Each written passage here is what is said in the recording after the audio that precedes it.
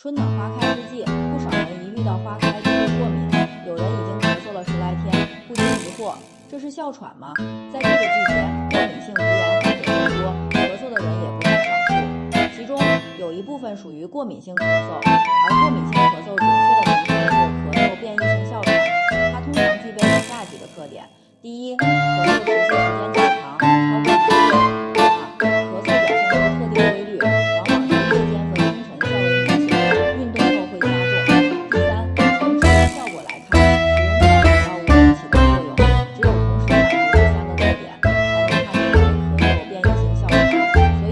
在这个季节，因花开引发的咳嗽未必就是过敏性咳嗽，更不一定是哮喘，只有符合上述3个条件，才能确诊为过敏性咳嗽，也就是咳嗽变异性哮喘。此时一般需要按照哮喘